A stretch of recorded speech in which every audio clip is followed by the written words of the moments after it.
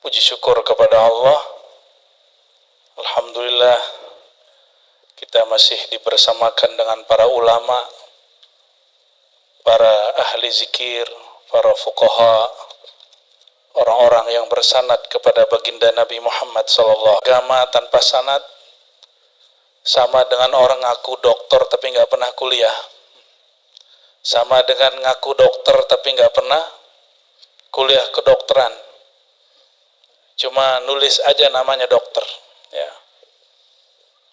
Dan sanad itu garansi kita, dan itu adalah khususiyah hadil ummah, kekhususan umat ini. Maka kita syukuri kehadiran beliau-beliau yang saya hormati semua, para kiai, para masyayikh, para habaib, para mursyid, para khalifah-khalifah thariqah, para muqaddam, para pemimpin-pemimpin majlis yang tidak mungkin kami sebutkan satu persatu. Katanya tadi ada sahabat saya Kiai Ramli ini. Oh iya, beliau ya. Masya Allah, dulu kurus, sekarang berjaya. Alhamdulillah ya. Dulu belum putih. Barakallah Kiai ya. Masya Allah. Kami dulu ngaji kepada Syekh Hasan Hitu, ya. Ada dulu Syekh Hasan Hitu dari Suriah, masih hidup. Beliau buat sekolah tinggi agama Islam Asy-Syafi'i di Cianjur. Sayang nggak dibuat di Jakarta, dibuatnya di Cianjur. Itu yang ngajar rata-rata orang Suriah. Mereka Syafi'i, Asy'ari, bertasawuf.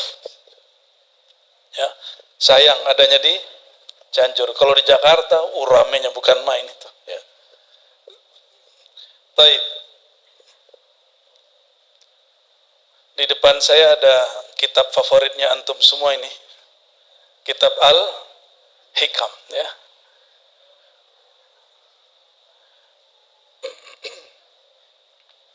Saya buka saja hikam yang pertama ya. Tabarrukan dengan majelis yang sudah ada. Sebelumnya kita perbanyak salawat dan salam kepada ruhaniyah baginda Nabi Muhammad sallallahu alaihi wasallam. Salatu wassalamu alaika ya sayyidana ya Rasulullah. Salatu wassalamu alaika ya abal arwah. Salatu wassalamu alaika ya Habiballah. Dan mari kita baca surah Al-Fatihah untuk Imam Nutailah Skandari, para aulia-aulia negeri ini, para mursyid-mursyid di negeri ini, para ulama-ulama, habaib, para kiai yang berjasa mengisi keislaman di negeri ini. Lana walahum al-Fatihah. Bismillahirrahmanirrahim. Iyyak na'budu wa iyyak nasta'in. Shiratal ladzina an'amta 'alaihim ghairil maghdubi 'alaihim. Kitab Al-Hikam, Bapak Ibu, bukan kitab yang rumit. Yang penting tahu cara bukanya. Sama, kitab fikih itu tidak rumit. Yang penting tahu cara bukanya. Sama juga kitab hadis tidaklah rumit. Yang penting tahu tekniknya. Saya diprotes banyak, Kiai, kenapa kamu buka hikam? Itu kan rumit. Yang ngomong ahli fikih. Saya bilang, bagi saya kitab fikih yang rumit, Kiai. Kenapa? Dari kecil saya ngaji hikam. Baru kuliah saya ngaji kitab-kitab fikih berat seperti Al-Asbah wa Nazair, ya. Kita tes dulu ya. Tes. Sahih kan?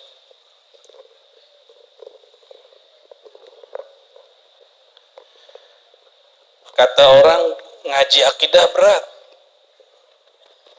Berat kalau nggak tahu cara bukanya. Dulu ada Abah Anom di Suryalaya. Salah satu muridnya buka ilmu tasawuf di TV. Diprotes oleh temannya. Diadukan si murid kepada guru. Oh, ternyata dari dulu sudah biasa murid itu cemburu sama murid yang lain. Diadukanlah si murid kepada guru. Ternyata di kitab-kitab kita baca sama. Si murid diadukan oleh murid yang lain, diadu. Kalau gurunya bukan wali Allah, itu gurunya kena kesusupan, kena was-was minal jinnati wan nas. Hati-hati. Jadi guru itu gak mudah juga. Apa kata beliau? Kalau yang buka ahlinya nggak apa-apa. Maksud beliau, kalau yang buka ente baru masalah. Tapi kalau yang buka ahlinya nggak ada masalah. Imam Bukhari diadu dengan gurunya namanya Muhammad Az-Zuhli di kota Naisapur. Tengkar jadinya. Tapi beliau kemudian menghindar terakhir. Ya, itu terjadi. Jadi guru murid kemudian diadu orang kena. Tapi Imam Bukharinya mengalah. Makanya Bapak Ibu, saudara-saudariku tidak begitu kenal dengan nama Zuhli. Betul nggak? Kenalnya lebih kepada Al-Imam Al-Bukhari. Maka Allah sayang kepada orang yang ngalah. Ya. Baik. Jadi kalau ada orang ngajar satu kitab lalu berhenti karena dikatakan begitu, itu tanda, mohon maaf, dia belum bermakom di situ.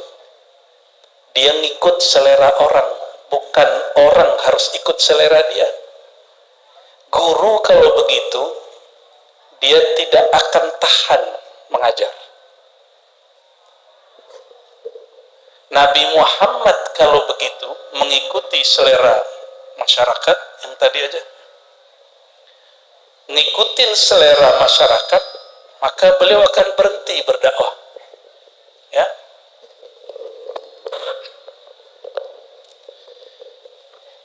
Nah, disinilah perlu seorang guru itu sebelum jadi dai, muallim, perlu melatih kolbunya untuk bersih dari syirik khafi.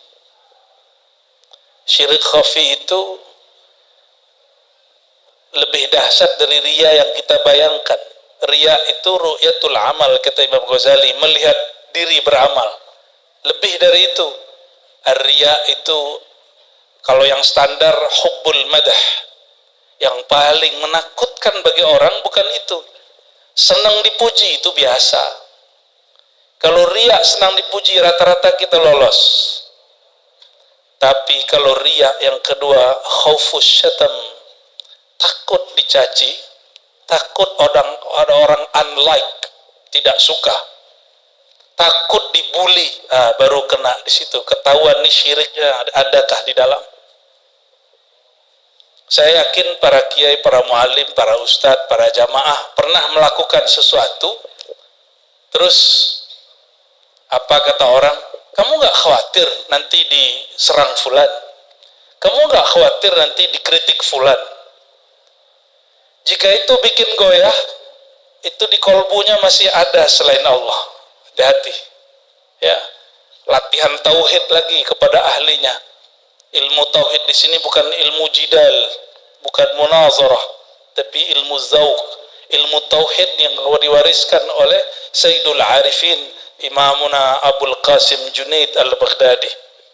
Ya, yang beliau katakan, awwalu ibadatin, ibadah pertama itu adalah ma'rifatullah, mengenal Allah, bertauhid kepada Allah. Itu ibadah pertama, bukan sholat. Jadi harusnya orang tua ingatkan anak pertama bab tauhid dulu, bukan sholat dulu. Kalau sholat dulu beban. Tapi kalau si anak sudah tahu bab tauhid, sholat itu nggak ada lagi, berat, ringan.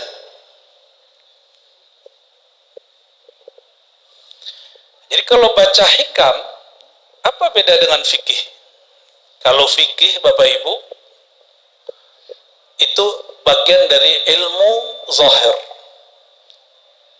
Ilmu akidah itu zahir juga, tapi akliyat, pakai akal. Maka dibagi sifat wujud, apa sifat nafsiyah, wujud, kidam, baqa, ya. Ada salbiyah, ma'ani, ma'nawiyah.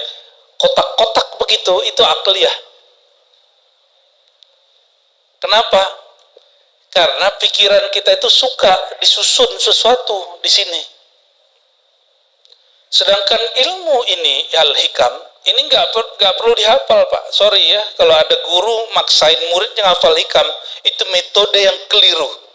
Hikam ini bab suluk. Murid suluk dia langsung hafal ini isinya. Nggak usah dia kemudian persiapan ngajar. Dia suluk, lalu dia ngaji secara harfiah, nanti dia faham.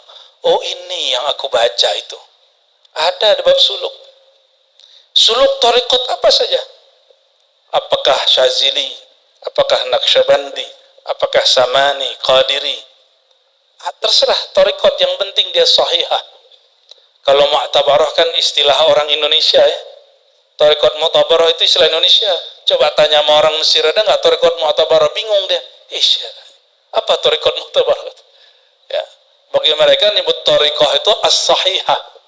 Thariqat yang sahih. Bapak Ibu yang bukan Allah, sholatnya pakai mazhab apa? Benar. Benar nih. Benar. Itu sholat yang zahir. Sholat batinnya pakai mazhab apa? Karena Imam Ibn Athaillah dikalamkan gurunya Al-Mursi, Abu Abbas Al-Mursi qaddasallahu sirrahu. Beliau makomnya jangan ditanya. Bagi kita mimpi ketemu Nabi itu spesial, bagi beliau itu norak. Bagi beliau orang yang mulia itu bukan lewat mimpi, tapi orang yang menyadari dan memandang Nabi setiap saat. Fi ayyi makan, fi ayyi majal, fi ayyi sifatin wa zat, fi ayyi ismin minal asma.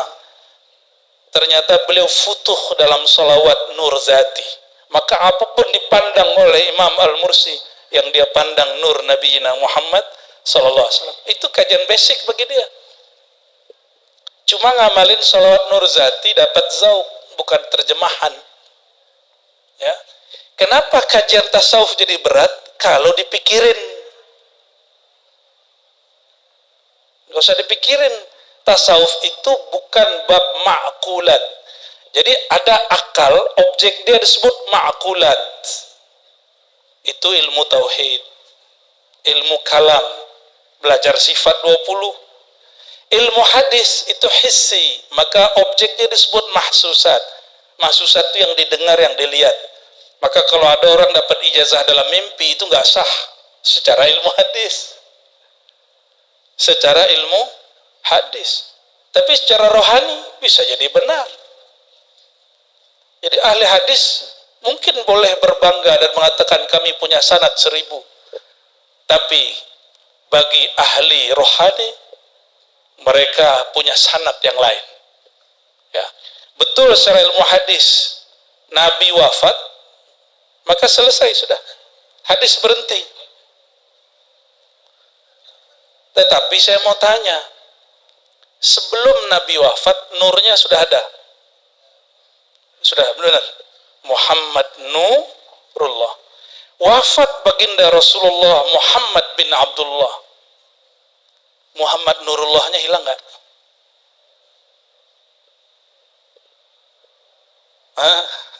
Gimana? Sayyidina Muhammad bin Abdullah itu tanazzul namanya. Ya, kalau taroki ditarik ke belakangnya Muhammad Nurullah, ditarik ke belakangnya Ahmad Ruhullah.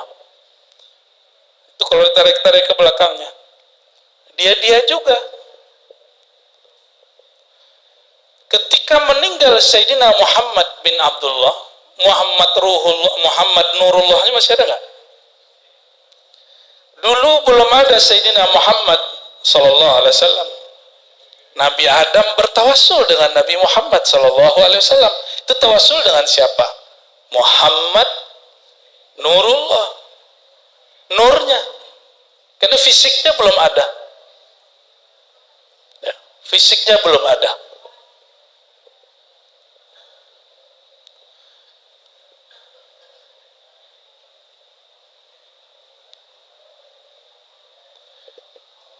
Oke, saya kasih pertanyaan lagi. Ini berat nggak dari tadi? Bisa ngikuti? Ya, biasanya yang nggak nerima itu Ustadz. nih kok kajian berat nih kok dibuka. Berat menurut Ustadz belum tentu menurut orang yang tasdik walaupun dia awam. Ya, belum tentu menurut orang yang awam, penting dia tasdik. Ustadz Kiai, mohon maaf kalau nggak tasdik ilmu ini sulit terima. Walaupun sudah dapat ijazah thariqat 30. Kan ijazah wirid.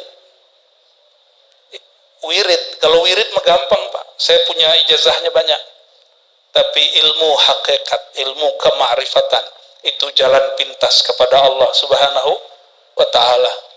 Antum pilih duduk sama ulama atau wiridan 70.000, pilih. Pilih mana? Hah? Benar. Ya, itu ada di kitab ini. Bahkan duduk bersama ulama afdal daripada uzlah. Jangankan wirid, ente uzlah, tinggalkan dunia, itu lebih afdal duduk sama arif billah. Tapi ulamanya arif, bukan ulama yang merendahkan ilmu ma'rifatullah. Makanya al-isnad minad din itu penting, berguru itu penting. Karena kalau gurunya tukang ejek ilmu ma'rifat, nanti muridnya tukang ejek. Kalau gurunya suka merendahkan, apa itu? Nanti dia suka begitu juga. Jadi benar-benar hati-hati ya. Berguru itu mah hati-hati. Ya. Sekarang Muhammad Nurullahnya masih ada nggak? Bener. Serius. Ya. Terus kenapa antum harus minta mimpi ketemu Rasulullah? Ya. Nggak perlu mimpi ketemu Rasulullah kalau sudah melihat secara hakikat. Orang yang masih minta mimpi itu orang awam. Mohon maaf. Orang mimpi itu ilmu mimpi sudah dijelaskan oleh ahli neurologi, gelombang otak. Ahli otak. Jadi otak itu bergelombang. Ya, kita nggak usah sebut dengan istilah kedokteran, pakai istilah ulama ahli zikir. Ala bidzikrillah tatmainnul qulub. Ketahuilah hanya dengan menyebut nama Allah kalbu jadi tenang. Coba tanya sama dokter atau pakar ilmu neurologi itu, orang tidur mimpi itu gelombang otaknya tenang atau bergerak kencang? Dia tenang. Rasulullah SAW itu gelombang otaknya tenang ketika beliau sedang sadar, maka beliau melihat yang dilihat orang dalam mimpi. Ulama wali Allah arif billah itu gelombang otaknya sampai tenang padahal matanya melek. Makanya dia bisa lihat yang gak dilihat oleh mata ini. Gak perlu belajar ilmu aneh-aneh, cukup tenangkan kolbunya, maka nanti dia akan lihat yang gak dilihat oleh mata ini, tapi dilihat oleh basirah, dilihat oleh basirah. Maka orang yang bermimpi itu hanya buah di dalam jaganya, dia sudah jatuh cinta kepada Rasulullah SAW. Maka ketika dia tertidur, cinta itu bergerak. Bisalah dia melihat baginda Nabi Muhammad SAW. Tidak hanya baginda Nabi Muhammad SAW, arwah para nabi, arwah para aulia bisa ketemu. Makanya kakek gurunya Ibnu Athaillah namanya Abul Hasan Asy-Syadzili. Apa kata beliau? Saya berguru kepada Jibril tuh. Antum bisa percaya nggak beginian? Ada di kitab Lataiful Minan, kitab standar itu di tasawuf. Apa kata beliau? Aku ngaji kepada Jibril, ngaji kepada malaikat, ngaji kepada arwah-arwah, bahkan ar-ruh al-akbar. Saya awal baca kitab itu agak ngeri juga bacanya. Tapi setelah kita kemudian mengkomparasikan ilmu agama, ilmu kedokteran, kan ilmu ini sama dari Allah semua. barulah kita faham. Ibnu Athaillah As-Sakandarini kolbunya sangatlah tenang. Saya mau tanya Pak, ini pernah saya tanyakan kepada orang-orang di luar. Kitab ini ditulis sebelumnya di kolbu guru atau di kertas yang ada di lemari guru? Sebelum buku ditulis, ilmunya di mana? Di kertas yang lain atau di kolbu guru? Maka untuk memahami kitab Al-Hikam mesti pakai kolbu. Mesti pakai kolbu. Jadi ini ilmu kolbu. Jadi cara supaya memahami satu kitab itu mudah. Pahami dia dengan kuncinya. Jangankan ini, anggap ilmu itu rumah, ada pintunya. Kalau kita punya rumah 2 pintu, salah kunci kebuka nggak? Padahal masih satu rumah. Oke, saya ulangi. Punya rumah nggak? Oke, ada pintu di rumah. Bentuk pintunya sama, bentuk kuncinya mirip, cuma beda giginya sedikit. Bisa buka nggak? Nah, ini dia ilmu. Ilmu apa saja? Antum mau bicara ilmu apa saja setelah ini boleh. Yang penting tahu cara bukanya. Mau bicara fikih, mau bicara filsafat. Katanya filsafat haram. Kalau haram filsafat, haram belajar matematika. Karena matematika itu ilmu yang muncul dari ilmu filsafat. Ini pada belajar matematika nggak? Ya, kayaknya nilainya 4 ini. Ya. Adakah ilmu di alam semesta tidak bersumber dari Allah? Ada nggak? Semua ilmu bersumber dari yang ada. Orang berilmunya tidak amanah. Nah, makanya ada orang gunakan zikirnya untuk bunuh orang. Santet, tapi islami kata dia. Santetnya soleh. Ya, pakai hizib. Ngeri kali. Itu ciri-ciri orang dapat istidraj. Apa kata dia? Kalau ada orang ganggu aneh pasti hancur. Nah, ada orang ngomong begitu? Ada orang ngomong begitu? Ente kena istidraj. Itu orang nggak punya kolbu. Belagu amat. Ada orang ganggu kita hancur dan dia bangga. Orang mau ganggu aneh mati, tuh dia bangga. Apakah Rasulullah begitu? Enggak. Rasulullah SAW enggak begitu. Bapak Ibu yang bukan Allah, selama ini orang ngaji tasawuf, mohon maaf, identiknya wirid. Wirid itu hanya 1% dari tasawuf. Ijazahan itu cuma 0,0 sekian persen daripada tasawuf. Tasawuf itu ujungnya cuma 1. Anta'budallah ka'annaka tarah. Ya. Ta'buda itu terjemahan harfiahnya menyembah. Tapi kalau terjemahan Sayyidina Abdullah bin Abbas, anta'rifa, engkau mengenal Allah seakan-akan melihatnya.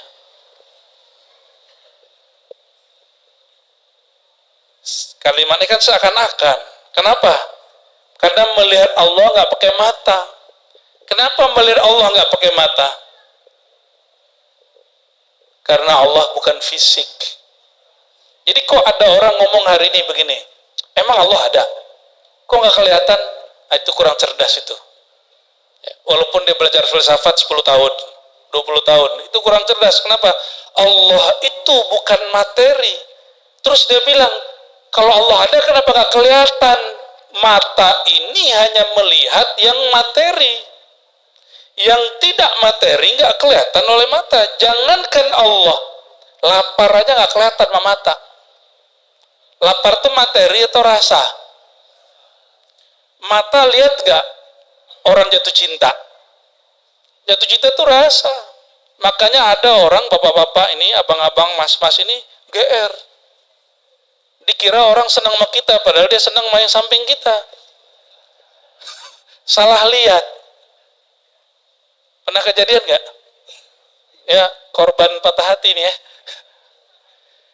Jadi mata, dia hanya melihat yang fisik. Allah tidak dilihat dengan yang fisik, kecuali af'alnya Allah. Bisa kita lihat dengan fisik.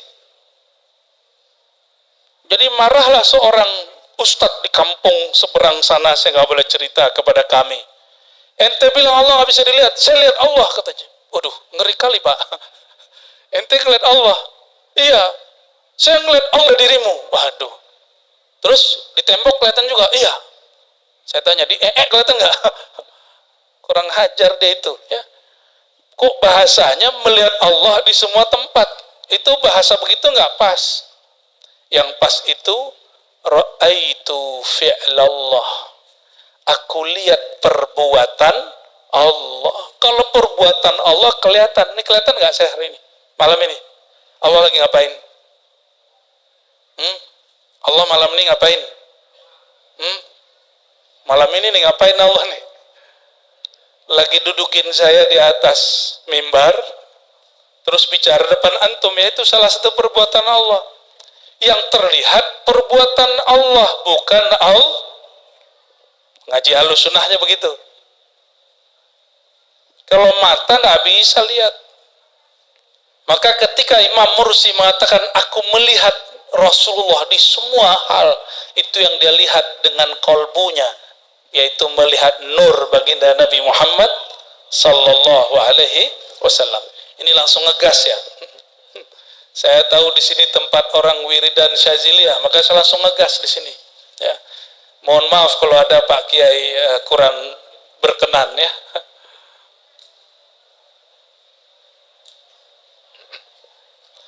Jadi belajar tasawuf bukan diakal-akali.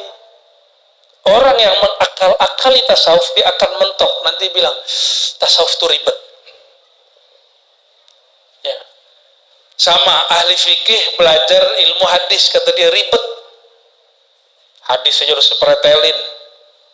Emang kalau ribet terus saya berhenti?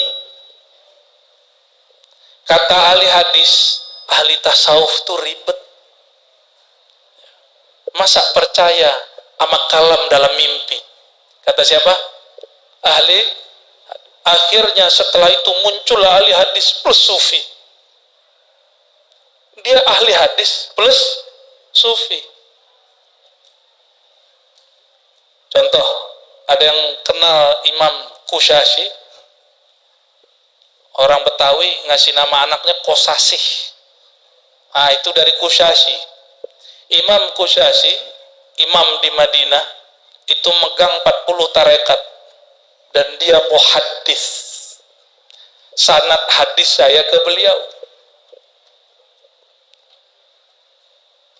Beliaulah ya, kita ngambil sanad melalui guru-guru kita, ada yang disebut ilmu maratib as-sab'ah, martabat 7. Itu dari ahli hadis. Gak ribet. Ya.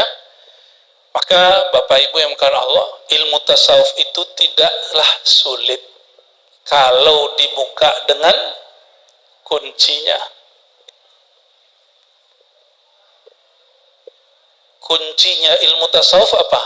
Cuma 2 geriginya. At-tasdiq wa taslim. Apa kuncinya? Tasdiq, taslim. Tasdiq percaya, percaya itu di kolbu. Taslim dengan ruh. Ruh itu menyerahkan total kepada Allah Subhanahu wa ta'ala. Maka ilmu tasawuf bukan ilmu akal, bukan juga ilmu fisik. Ilmu tasawuf bukan bicara wiridannya berapa. Ya, wiridan itu masih belum, dia masih tarekat zahir. Ya, mohon maaf. Wiridan itu thariqah. Beda syekh, beda thariqah. Kalau tasawuf gak berubah-ubah, thariqah boleh berubah. Boleh dicek. Syaziliyah yang di Mesir, Syaziliyah yang di kampungnya Imam Syazili, Syaziliyah yang di sini, beda gak amalannya? Beda. Coba cek. Yang sama paling cuma wirid asas. Astagfirullah 100, la ilaha illallah 100, sallallahu ala Muhammad 100, lalu subhanallah subhanallazim, itu paling. Selebihnya ada perbedaan-perbedaan. Kenapa? Karena thariqah itu berubah, revisinya ada setiap masa. Di Mesir ada Syekh Ali Jum'ah, ada Syekh Yusri, itu gurunya sama, tapi kumpulan zikirnya ada yang nambahin, ada yang tidak. Di sini pakai hizib bahar nggak? Hizib bahar. Syekh Ali Jum'ah nambahkan, Allahumma sakhir lana asy-syamsa wal qamar kama sakhartahuma li sayyidina Muhammad. Ada nggak di hizib bahar kita? Nggak ada. Ditambahin oleh beliau. Jadi kalau wiridan itu akan berubah-ubah. Ya. Mohon maaf, thariqat Qadiriyah. Pasti ada yang orang Qadiriyah yang hadir. Qadiriyah yang saya kenal dulu nggak ada zikir 165, zikirnya cukup 11 atau kalau mau serius 100. Tapi Syekh Ahmad Khatib Sambas, beliau mengajarkan muridnya 165. Maka disebutlah Qadiriyah wal Naqsyabandiyah. Di tempat yang lain beda lagi. Ah, itu jalan. Tapi kalau tasawuf nggak berubah. Bapak Ibu yang karena Allah, ini sering saya sampaikan. Ini yang paling mudah sebelum baca yang pertama. Kita ini sudah bertasawuf tanpa disadari. Contoh, kita bilang ke anak, nak, yang ikhlas ya, jangan pamrih. Itu adanya di kitab fikih, akidah atau tasawuf? Di mana Pak? Tasawuf apa fikih? Ya, kita ngomong ke anak, nak, yang penting kamu jujur. Ayah tidak marah. Jujur itu ada di kitab mana? Tasawuf, fikih apa tauhid? Tasawuf. Benar. Oke. Kita ngomong ke orang ketika dapat musibah, isbir, kamu yang sabar ya. Sabar itu di kitab mana? Tasawuf. Berarti hari-hari kita sudah terus kenapa antum tidak mengkaji tasawuf kepada sumber aslinya? Itulah sebabnya saya agak khawatir ya, agak kecewa. Justru yang menjauhkan umat dari tasawuf itu ustadz-ustadz juga. Ya, semoga ustadz yang hadir, kiai yang hadir tidak begitu. Ya. Sepakat? Sepakat ya? Baik, kita masuk ke hikam nomor pertama. Bismillahirrahmanirrahim.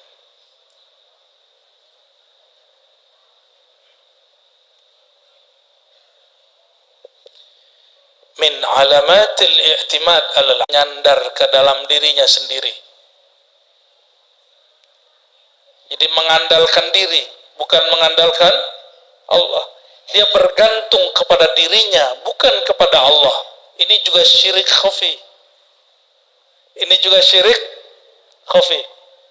Apa ciri-cirinya, indikatornya, tanda-tandanya apa? Nuqsanur raja, berkurangnya rasa harap kepada rahmat Allah, berkurangnya keyakinan indah wujudiz zalal, ketika terjebak kepada kemaksiatan. Zalal di situ tergelincir pada maksiat. Ini contoh. Malam tadi tertidur tidak tahajud, subuhnya tidak pede berdoa. Oke. Pernah ngalamin begitu? Itu tanda beramal kepada tahajud, bukan kepada Allah. Emang Tuhan saat tahajud dengan Tuhan saat kita nggak tahajud sama atau beda? Sama nggak? Beneran nih? Bener nih? Kalau lagi haji umroh, yakinnya apalagi depan multazam, yakin doanya dikabulkan. Tapi kalau lagi di Mampang, doanya nyangkut di pohon. Rasanya begitu. Kenapa? Begitulah Ustaz. Kalau saya lagi di Mekah, rasanya Allah dekat. Emang kalau di Mampang Allahnya lain? Allah di Masjid Al-Istiqmal, benar? Allah yang di Masjid Nabawi, Masjid Al-Haram sama atau beda? Benar. Serius. Terus kenapa Allahnya berubah-ubah? Allahnya yang dekat atau antum yang menjauh? Jangan-jangan. Yang ada, kalau antum di Mampang, suasana hatinya tidak fokus. Sehingga terasa jauh. Kenapa? Amalnya sedikit. Ya. Kalau lagi di Masjidil Haram, amalnya banyak. Saya mau tanya, mohon maaf. Emang Allah akan melihat kedekatan seseorang melalui amal yang belum tentu diterima itu? Itu amal antum di sana juga belum tentu diterima, di sini juga belum tentu diterima, sama kok. Haji umroh, haji sekali seumur hidup wajibnya, umroh juga sama. Sedangkan sholat berapa kali sehari? Harusnya orang habis sholat lebih yakin dia daripada habis haji. Kenapa?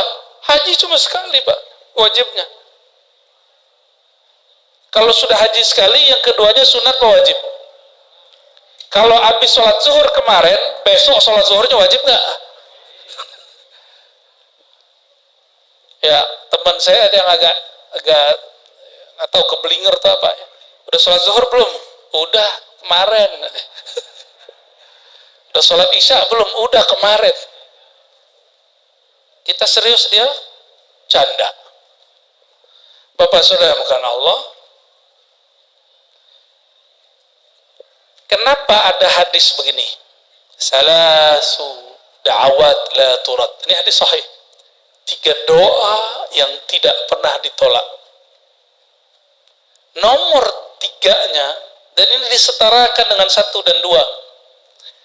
Orang puasa shaimun hatta yuftir, sampai dia berbuka. Yang kedua,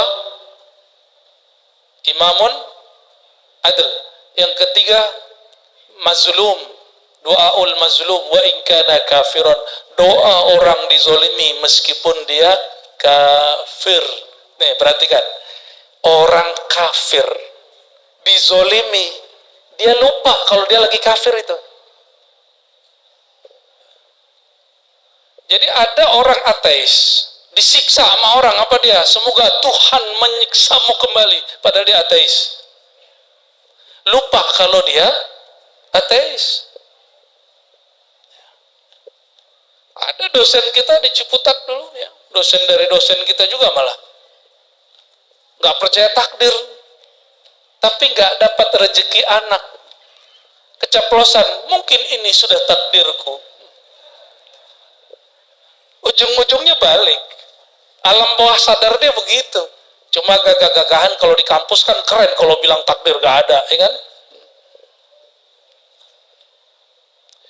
Min alamatil i'timad alal amal nuqsanur raja inda wujudiz zalal. Ciri-ciri orang yang imannya itu masih akan naik turun, belum imannya itu subut, tetap. Kalau dia tidak soleh, keyakinannya berkurang. Kalau dia soleh, keyakinannya mantap. Sepertinya kebanyakan kita diajarkan begitu. Banyak-banyak beramal supaya doanya mustajab. Emang kalau nggak beramal, doa nggak mustajab. Tuh orang kafir gimana? Dizolimi, doanya mustajab. Wa in kana kafiron, meskipun dia kafir. Ini hadis begini kan menunjukkan ada asror di situ. Ada asror di situ. Apa asrornya? Allah itu gak bergantung sama amal orang. Allah itu bergantung dengan zonnya orang. Itu kaidah ada di Sahih Bukhari. Ana inda zanni abdi. Itu sahih atau tidak sahih? Ada di Sahih Bukhari loh itu. Allah berkalam dalam hadis qudsi, ana Aku berdasarkan zonni abdi, bukan inda amali abdi, bukan berdasarkan amal zahirnya hambaku. Hati-hati, ini masih koma. Kalau begitu gak usah tahajud dong. Nah, NTPA namanya itu ya. Nggak begitu memahaminya. Masih ingat ada ungkapan an-niyah afdal minal amal. Ada itu? Kerja hati, amal hati namanya niat, itu lebih tinggi daripada amal jawareh, amal tubuh. Makanya Allah itu mengatakan celaka bagi orang yang sholat karena baru zohirnya, di kolbunya ternyata ada riya dan melalaikan waktu. Sang waktu itu adalah Allah Subhanahu. Jadi kalau disebut alladzina hum an salatihim sahun, mereka terhadap sholatnya mereka lalai. Sholat itu kan berkait dengan waktu. Waktu itu ad-dahru, Allah lah sang waktu. Maka orang ingat waktu pasti ingat Allah. Jadi zikir itu enggak hanya subhanallah, subhanallah. Orang ingat waktu. Al-waktu inda ahlillah. Al-waktu inda ahlillah. Waktu menurut kekasih Allah itu naik nafas, turun nafas. Naik nafas, turun nafas. Kalau menurut Bapak Ibu apa? Itu ya? Jam itu ya? Mana jamnya? Itu doang tuh. Yang di tangan itu. Oh, sekarang orang-orang kemana-mana bawa handphone. Ada jam di situ. Tek, tek, berubah-ubah gitu ya. Itu bukan waktu, itu penanda waktu. Ya. Bisa jadi jam kita beda. Jam berapa nih? 9:30. Coba cek jamnya, bener nggak? Cek Pak, jamnya berapa? Sama. Beda tipis kan? Tuh. Waktu ngikutin jam ini atau ini ngikutin jam waktu yang sebenarnya? Sholat itu ketika ada jadwal imsakiyah atau sholat zuhur nih contoh, ketika matahari menyingsing, tergelincir. Yang mana? Sholat zuhur itu, ya udah yang paling gampang deh, berbuka puasa kalau sirine bunyi atau karena matahari terbenam. Mungkin nggak sirine bunyi jam 5? Oh, kejadian Pak, kejadian di kampung saya, nggak tahu kalau di Mampang. Iya, bener ya. Oke, kembali ke bab ini. Orang yang beramal dengan kolbunya pasti badannya beramal. Dan mohon maaf, kita selama ini hanya diajarkan ilmu amal zahir, ilmu amal kolbu jarang diajarkan. Makanya sering ngomong bertasawuf itu sulit. Akhirnya banyak orang ngomong begini sekarang, jujur nggak hidup loh, itu kan? Hari gini jujur nggak hidup loh. Ada orang ngomong begitu sekarang. Karena kita tidak mengajarkan tasawuf dari basic. Karena ustadz-ustadz, mohon maaf para kiai, sering mengatakan tasawuf itu berat. Kalau bagi saya yang berat itu zikir 1000, tahajud, itu berat tuh. Tapi kalau jujur itu nggak berat. Ya. Selama ini yang antum bayangkan tasawuf wirid, ya kan? Bener. Itu belum ujung tasawuf. Itu baru jalan menuju tasawuf. Nah, orang udah rame tuh. Karena kalau dalam jalan ini nanti ada tour leadernya. Namanya mursyid. Mursyidnya meninggal tengah jalan, berebut menjadi sopir, berebut jadi tour leader. Maka Imam Sya'rani mengatakan hati-hati terhadap bab kemursidan, bab pemimpin majelis, pemimpin zikir. Di situ nanti syaitan bisa masuk. Hati-hati, di situ ada egois, ada orang berebut di situ. Ya, sudah banyak, dan itu bukan hanya terjadi di Indonesia. terjadi dari masa ke masa.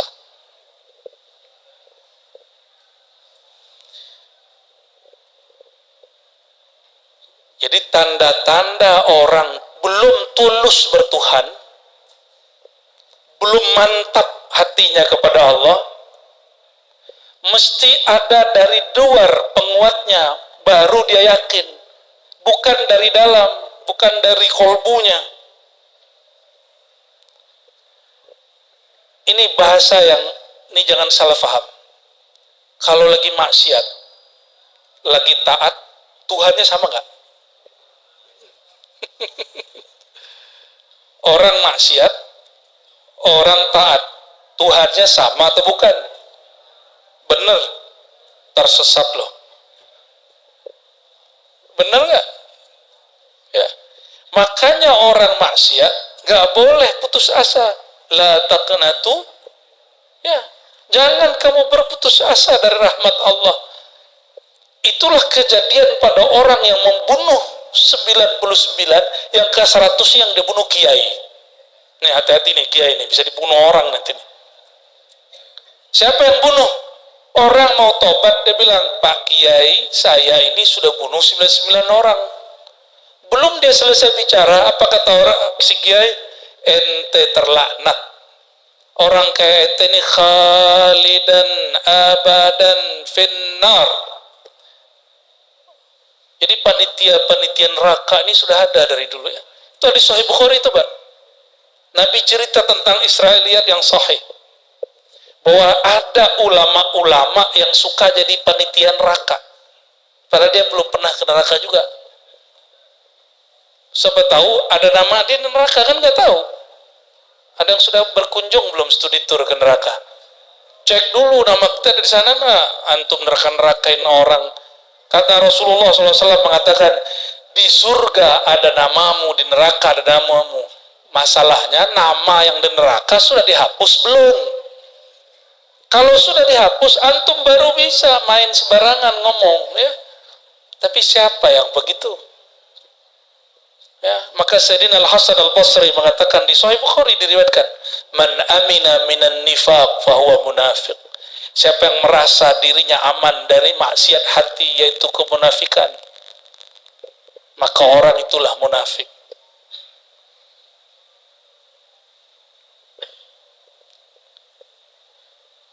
Oke, pertanyaannya diulang lagi ketiga kali ini. Tuhan saat maksiat, Tuhan saat taat sama atau bukan? Benar. Tuhannya penyihir dengan Tuhannya ahli bertauhid yang berdoa dengan zikir sama atau bukan? Terus kok bisa penyihir lebih ampuh daripada ahli zikir? Karena si penyihir yakin, ahli zikir sibuk sama angka. Belum, kurang 3. Ijazah dari 2 ini harus sekian, kalau kurang nggak ampuh. Sibuk sama angka. Padahal angka itu cuma membantu frekuensi kolbu. Mungkin di angka sekian sama lisannya sejalan dengan kolbunya, itu yang disebut dengan muwafaqah.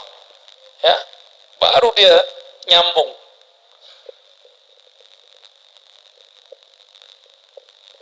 Jadi gimana? Orang ahli sihir, mantranya sihir, dengan wiridnya ahli zikir, Tuhannya sama nggak? Benar. Sekarang ada orang nggak berzikir, juga tidak bermantra dengan sihir. Tuhan dia masih sama nggak dengan yang berdua tadi? Sama. Tuhannya Nabi Muhammad SAW dengan Tuhannya Iblis sama nggak? Benar. Cuma mereka beda jalan. Tuhan Nabi Adam dengan Iblis sama. Benar sama. Kita cek di Quran. Di Quran, Nabi Adam berdoa, Rabbana zalamna. Orang pakai na, menunjukkan beliau ini merendah, nggak egois. Ya Allah, kami salah. Padahal Nabi Adam yang jebak siapa? Iblis. Tapi kalau Iblis ngomong apa? Rabbi anzirni. Ya Allah, wahai Tuhanku, bukan Tuhan kami. Yang diminta oleh iblis apa?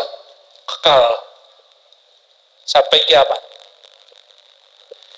Nabi Adam menyalahkan dirinya, sedangkan iblis tidak menyalahkan dirinya. Itu aja bedanya. Tuhannya sama. Tuhannya sama. Oke.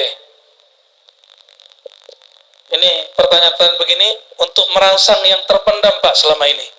Karena selama ini orang anggap ilmu ini berat, padahal ringan. Nabi Khidir. Ngapain Nabi Khidir? Waktu ketemu Nabi Musa, Nabi Khidir ngapain?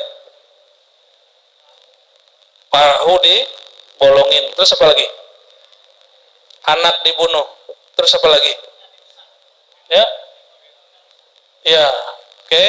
Apa 3 berarti ya? Oke. Ketika Nabi Khidir ditanya, jawaban dia apa?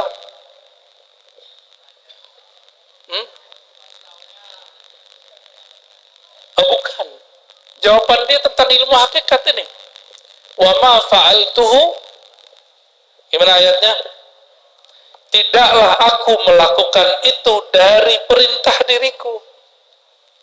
Tapi nggak nyalain Allah. Padahal Nabi Khidir, Nabi Musa sama-sama faham bahwa itu hakikatnya adalah Allah. Coba perhatikan, ini adab orang bertasawuf. Walaupun secara hakikat yang mencabut nyawa anak kecil, yang menggerakkan Nabi Khidir itu Allah, yang menggerakkan Nabi Khidir rusak kapal itu Allah, tapi secara adab ahli ma'rifat tidak boleh dikalamkan.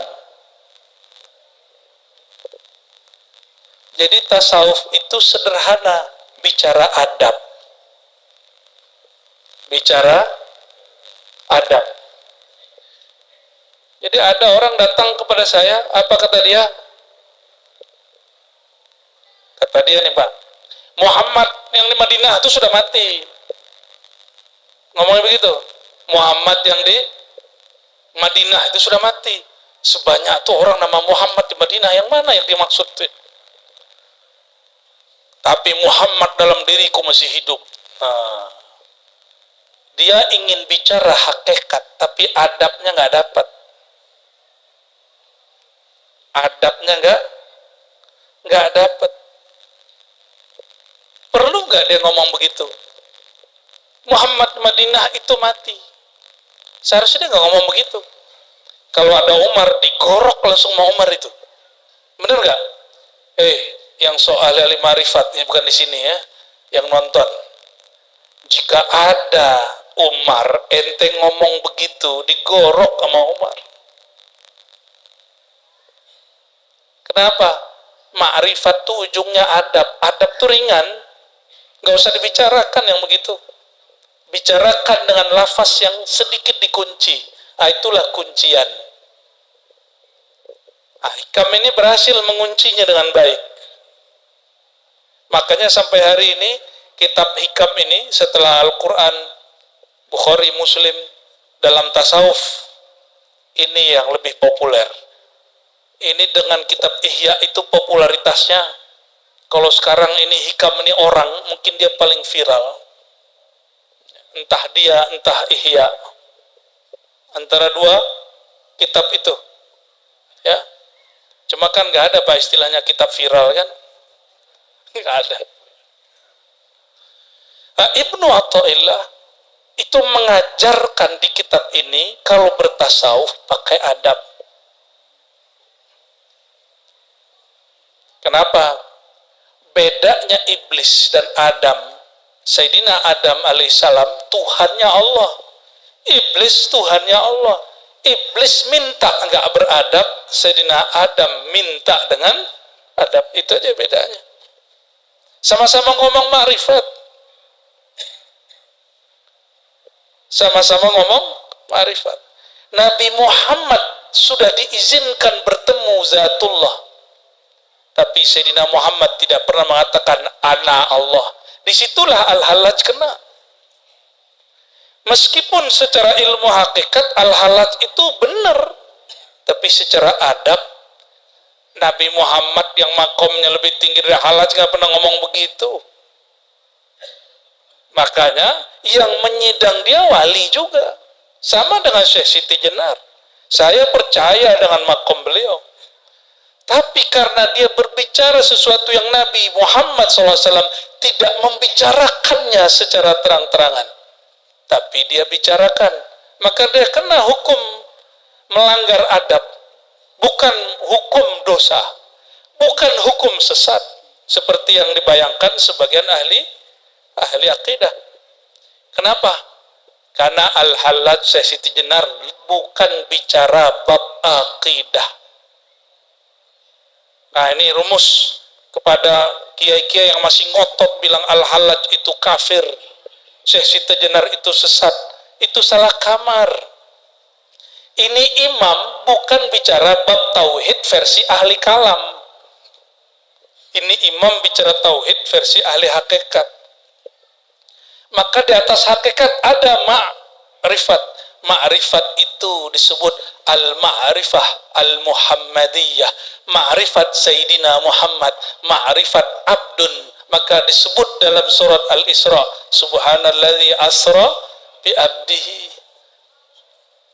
Abdun itu adalah puncak adabnya ahli ma'rifat.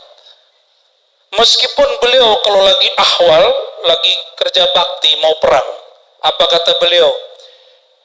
Ma khalallahu batila ala ma khalallahu batila. Sahih Muslim, Sahih Bukhari. Ketahuilah selain Allah batil sia-sia tiada. Nabi ditanya bab hakikat, ya, Nabi bersenandung dengan bab hakikat, diambil kalam labid. Baik. Jadi Allah dulu sekarang sama nggak? Sebelum kita sholat, saat kita sholat, setelah kita sholat, Allah aja sama nggak? Bener. Sebelum kita doa, saat kita doa, setelah kita doa, pengetahuan Allah bertambah apa berkurang? Atau sama aja? Saya ulangi, ini pertanyaannya agak panjang. Sebelum antum doa, lalu setelah berdoa, pengetahuan Allah tentang hajat antum bertambah atau sama?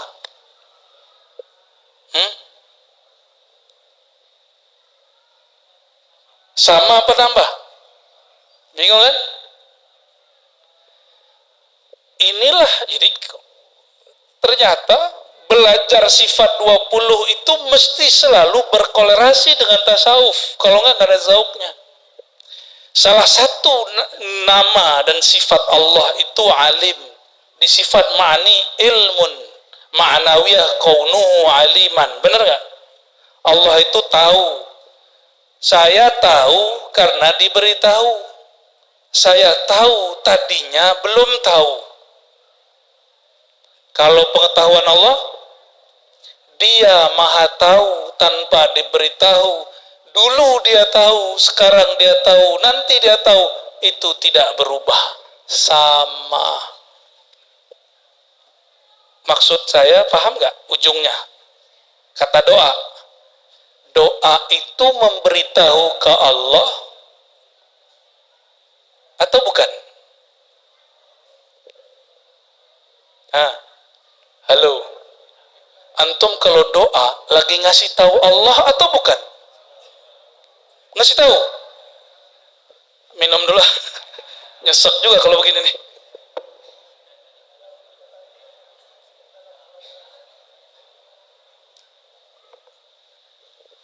Kita kalau doa, kalau doa, antum doa, itu memberitahu Allah atau bukan? Wah, mulai mikir nih, mulai loading nih. Saya ulangi, Allah maha tahu, sifat ma'ani, ilmun, ma'anawiyah, kaunuhu, aliman. Bagaimana Dia tahu? Bighairi wasitatin, wala sababin, wala ta'allumin, wala ta'limin. Allah itu tahu tanpa sebab, tanpa alat, tanpa diberitahu, tanpa belajar. Itu kaidahnya. Oke. Allah tahu nggak dengan hajat yang kita kalamkan dalam doa? Sebelum kita berdoa, bahkan sebelum kita ada. Benar, benar nih. Sebelum antum ada, Allah sudah tahu belum yang bakal dibaca dalam doa itu? Terus doa kita untuk apa? Gak usah doa gitu. Gak usah doa gitu. Jadi doa untuk apa? Ini yang terpendam nih, kecerdasan terpendamnya ini ya. Orang ngaji hakikat ma'rifat pasti cerdas rohaninya. Walaupun di sekolah IQ-nya rendah. Batin dia nanti akan bahagia. Karena itu terpendam, biasa dipukul-pukul terus tasawuf tuh rumit. Akhirnya otaknya yang tadinya sudah mulai mau serius, mundur lagi. Ntar belajar tasawuf ente gila. Mau serius, mundur lagi. Kebetulan tetangga ada yang gila, habis talqin sama Syekh Fulan. Ternyata kita kena prank. Orang ini sudah gila duluan, baru talqin. Nih, saya pastikan orang yang gila belajar tasawuf, dia sudah gila duluan. Karena saya kan ngajar tasawuf. Dulu kan pernah jadi murid juga. Dan pernah ngelihat ada orang gila belajar tasawuf. Lalu orang kampung bilang, "Tono, lihat no. Kalau ente belajar tasawuf gila." Emang dia udah gila duluan.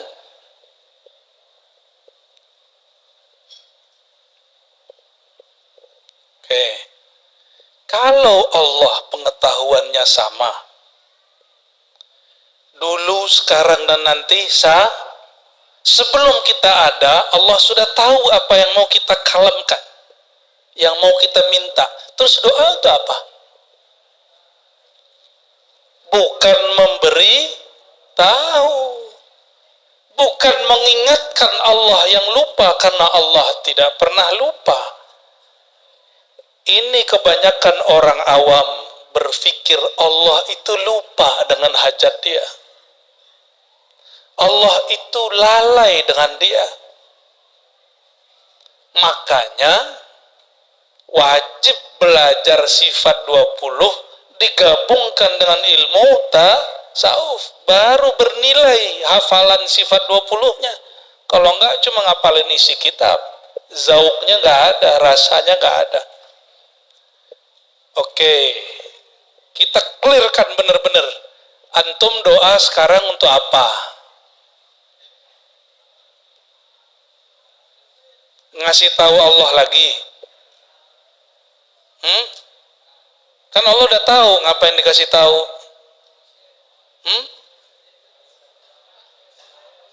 Apa tuh?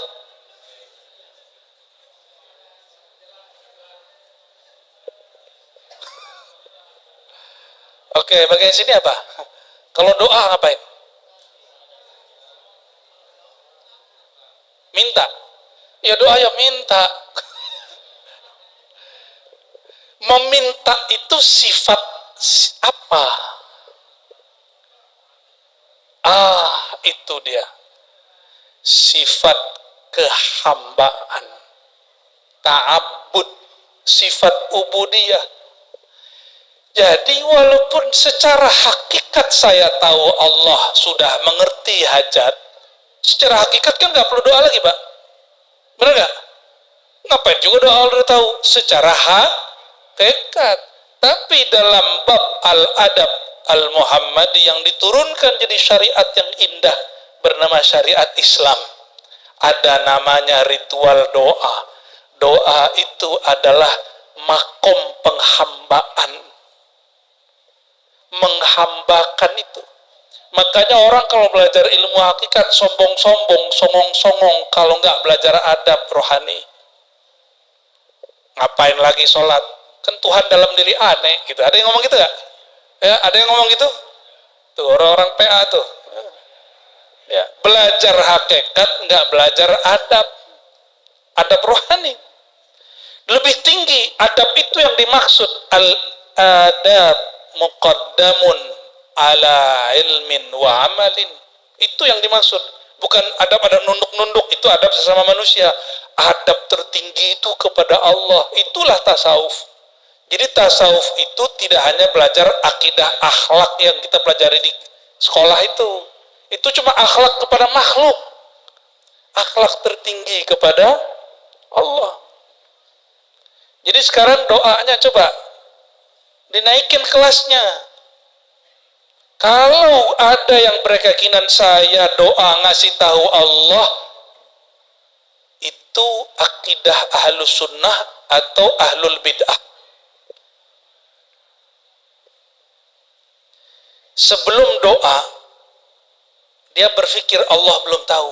Terus dia doa, wah ngasih tahu Allah dulu lah. Orang begini akidahnya sesuai dengan ahlus sunnah atau bid'ah? Kalau ahlus sunnah gimana tadi? Allah dulu sudah tahu. Sebelum kita doa, sebelum kita ada, Allah sudah tahu. Terus doa itu apa? Sekedar penghambaan, menghina-dinakan diri di hadapan Allah. Makanya meminta. Meminta itu penghambaan kepada Allah. Nah, itu nyambungnya. Antum faham begini, doa satu cukup. Rabbana atina fid dunya hasanah wa fil akhirati hasanah wa qina adzabannar. Udah sampai semuanya itu udah. Cuma orang kalau faham bab begini, dia pakai dalam rohaninya. Dia berdoa, nggak pengen berhenti. Justru tambah suka berdoa. Baru terasa lezatnya meminta. Jadi kenapa sekarang kita kalau berdoa itu kayak maksa? Rasa kayak dipaksain gitu. Apalagi doanya dapat ijazah dari guru, kata guru. Ini baca 3000 kali. Dilihat bahasa Arabnya, Masya Allah. Tulisannya kayak ular. Ini ijazah dari kiai di Mampang nih ya. Dibacanya berapa kali? 3000. Bentuknya kayak. Jadi kita ini selama ini sering datang ke kiai yang diminta cuma wirid. Itu beban, Pak. Nah, di hikam yang sudah sering ngaji hikam, apa kata beliau? Syaikhuka man la yutaibuka. Gurumu bukan yang suka membebanimu, membuat kamu lelah dengan wirid riyadhah. Gurumu adalah orang yang membuat semua wirid, semua mujahadah, semua riyadhah menjadi mudah. Dia sama-sama zikir 1000. Bagi yang pemburu wirid jadi beban. Bagi orang yang sudah kenal ilmu hakikat dan adab, 1000 itu jadi asik. Zikirnya sama, tapi rasanya beda. Makanya kalau belajar di YouTube, dapat zikir 1000 ijazah online, dengan ketemu kiai, lalu disebutkan rahasianya, itu 1000 yang dari YouTube itu rasanya berat, yang dari kiai rasanya ringan. Itu energi orang ketemu. Bapak Ibu yang bukan Allah, saudara-saudariku, yang tadi itu berat atau biasa aja? Menurut saya sih biasa aja. Ini biasa, cuma jarang dibahas. Jarang dibahas toh, padahal dia biasa aja. Dia cuma membahas sifat 20. Cuma membahas doa yang selama ini kita kerjakan hampir setiap hari. Ibu-ibu sukanya ngapain? Nazar, benar nggak? Dia kira nazar bisa merubah takdir, itulah awam. Bapak Ibu, maka tauhid itu terbagi 3. Tauhid awam. Awam ini mengira peran dia berpengaruh pada Allah.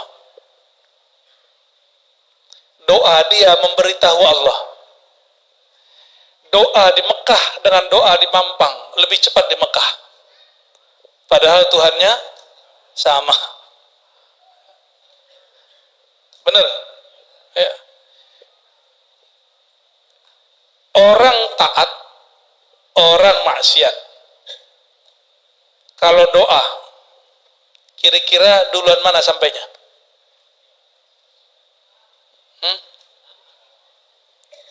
Lah sama-sama nyampe. Emang Allah jauh dari orang berdoa? Allah jauh nggak dari orang doa? Sejak kapan Allah jauh? Sejak kapan Allah jauh? Yang jauh itu si hamba merasa jauh. Allah pernah jauh nggak? Allah nggak pernah jauh. Ini jugalah perdebatan antara orang yang mengharamkan tawasul. Kata yang mengharamkan tawasul, Allah kan dekat.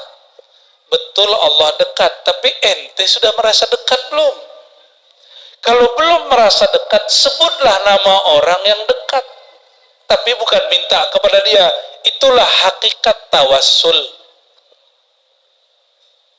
Jadi di Inggris itu beberapa ada ulama perempuan, satu Wahabi, satu Ahlu Sunnah dari India dua-duanya, itu hijrah ke Inggris. Itu di live kan debat mereka. Apa kata si ulama perempuan Wahabi ini? Untuk apa kamu bertawassul? Innallaha qarib. Allah itu dekat. Ud'uni astajib lakum. Ya.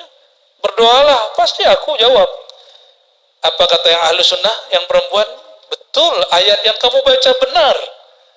Masalahnya bukan Allah dekat. Masalahnya, apakah rasa dekat itu ada di hatimu?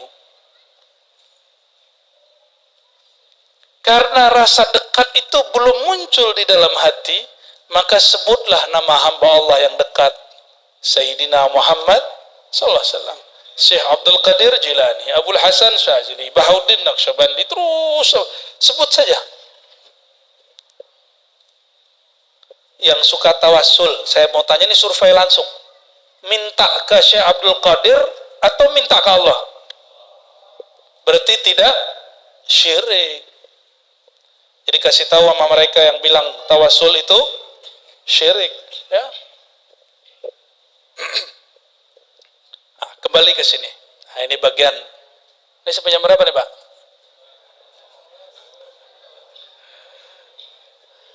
Kembali ke sini tentang tingkatan tauhid. Tauhid orang awam, kalau dia beramal, dia minta dibalas. Itu orang, sahkah iman orang awam? Sah. Saya nggak sepakat juga dengan orang-orang sok hakikatan bilang ente belum nyembah Allah. Ada yang ngomong gitu, Pak. Ya, ente belum sah karena awam, karena masih minta pahala. Ada yang ngomong begini sama kita, saya ini tidak harap surga, nggak takut neraka. Beneran, itu kita tunjukin api takut deh. Aneh tongolin amplop agak tebelan dikit, melirik. Katanya nggak harap surga. Kita bawa nih santri kita yang agak cantikan. Apa yang terjadi? Matanya melotot, ngeliatin. Di sorga itu isinya begitu-gitu. Jadi ngomong tidak harap surga dan neraka, tapi giliran kita bawa baru sedikit bau-bau surga, sudah melirik. Nah, ngaji hakikat tapi tidak sesuai adabnya. Bapak Saudara, maka Allah, kita tidak pernah menolak imannya orang awam. Iman mereka sah, ibadah mereka sah. Tapi mau selama-lamanya awam, nggak apa-apa, nggak nyantri, Pak. Yang penting kolbunya nyambung dengan Allah. Kalau nyantri ada waktunya 7 tahun, kalau sama Allah mesti sampai mati. Ya, saya sudah nyantri 20 tahun kata orang. Nyantri, kalau ke Allah nggak bisa ngomong gitu. Saya sudah bertuhan kepada Allah 20 tahun, sekarang nggak. Bisa nggak? Nggak bisa. Oke. Maka mesti naik kepada tauhid yang kedua. Tauhidus salikin, tauhid orang yang sudah mulai bersuluk, menempuh jalan. Para pesuluk ini yang dia cari ketenangan jiwa. Tambah tenang, maka dia cari. Maka orang-orang begini akan pindah-pindah thariqah, pindah-pindah zawiyah, pindah-pindah rubat, pindah-pindah padepokan, ganti-ganti mursyid. Benar? Karena yang dicari apa? Nyari ketenangan. Mulai dari ilmu cakra, aura, apalagi prana, latifah, latifah yang 7, latifah sirriyah, qalbiyah, ruyah, semua dipelajari. Yang penting dapat ketenangan hati. Dia kira tujuan hidup dia cari tenang. Ini menurut orang pesuluk. Makanya pada doyan amal, doyan wirid. Dikira dengan wirid banyak hati tenang. Benar, Kalau dia nggak wirid, dia gelisah. Padahal yang menurunkan ketenangan bukan wirid. Siapa yang nurunin ketenangan? Benar. Huwallazi anzala as-sakinata fi qulubil mu'minin. Dialah yang menurunkan ketenangan ke dalam kolbu, bukan ke otak. Maka walaupun dokter bisa galau, ya, bukan kepada kiai. Kiai itu gelar dari masyarakat. Bukan kepada mursyid. Mursyid itu gelar dari guru kepada murid yang diangkat jadi mursyid. Ketenangan itu turunnya, nama pintunya adalah qulubil mu'minin. Jadi as-sakinah turun ke kolbu, dan kolbunya mesti percaya, yakin. Jadi mau tenang, jadi kolbunya mukminin. Mukminin itu artinya bukan bersyahadat, tapi orang percaya. Syahadat ketinggian. Syahadat di ilmu marifat ketinggian, Pak. Cukup percaya. Percaya itu nggak mesti lihat. Kalau syahadat mesti ada buktinya, real. Maka syahadat, kajian syahadat agak berat. Tapi kalau iman gampang, ad-dinu yusrun, beragama itu mudah. Nah, syahadat yang ada dalam rukun Islam itu syahadat mengikuti orang yang percaya. Itu syahadat imaniyah, bukan syahadat musyahadah. Nah, ini bagian terakhir. Tenang itu Tuhan atau bukan? Bukan. Maka nggak usah cari ketenangan, cukup kolbunya dijadikan mukmin, pasti turun ketenangan. Siapa yang turunin? Allah. Maka tauhid yang ketiga, dia nggak nyari tenang, dia nggak nyari cahaya, dia nggak cari aura, dia nggak cari prana, dia nggak mencari cakra dan latifah, dia nggak cari hikmah. Apa yang dia cari? Ilahi anta maksudi. Yang tujuan dia yang nurunin sakinah, yang nurunin. Ya. Kenapa kalimatnya bukan nazzala tapi anzala? Oh, itu ada rahasianya. Kalau nazzala itu berproses dia sampai sekarang. Tapi kalau anzala sekali turun, sekali orang percaya kepada Allah, selama-lamanya kolbunya pasti tenang. Nah, inilah kata Imam Abul Hasan Asy'ari menjadi closing kita, dan itu menjadi akidahnya Imam Syazili. Apa kata Imam Asy'ari? Al-iman la yazidu wa la yanqus. Imam Ahlus Sunnah nih. Iman yang di kolbumu tidak akan naik, tidak akan turun, dia tenang. Itu yang disebut kolbu yang sudah tenang. Tetapi mazahirul iman, penampakan iman seperti wiridan, seperti sholat, seperti amal-amalan zahir, itulah yang bertambah, itulah yang berkurang.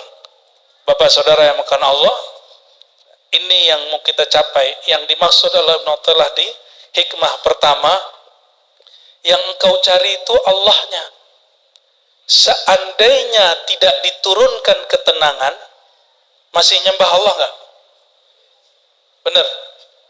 Tapi kalau ada murid cari ketenangan, dia amalkan zikir gurunya, dia tidak tenang, maka dia tinggalkan gurunya. Tapi kalau murid sudah kenal bab ini, dia zikir, dia wirid, dia ngaji, tenang, gelisah atau tidak, itu nggak ada masalah bagi dia. Yang dia cari Allah, bukan ketenangan. Ya, ini masih koma. Kalau sholatnya tidak khusyuk,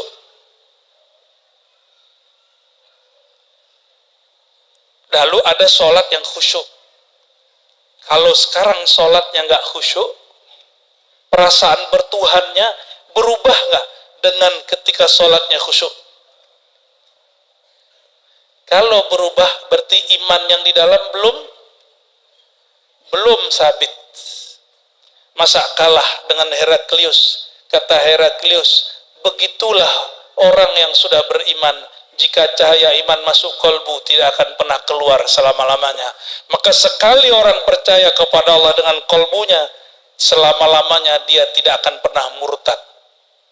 Selama-lamanya dia tidak akan pernah murtad, gak akan pernah gelisah. Jemaah yang makan Allah, min alamatil i'timad alal amal nuqsanur raja inda wujudi zalal. Kalau diterjemahkan bahasa kesimpulannya, ciri-ciri hamba yang sudah tulus bertuhan, tulus menghambakan diri kepada Allah, maka dia hatinya kepada Allah tidak bergantung kepada kondisi apapun di dunia ini. Mau dia soleh tidak soleh, dia husnuzon kepada Allah.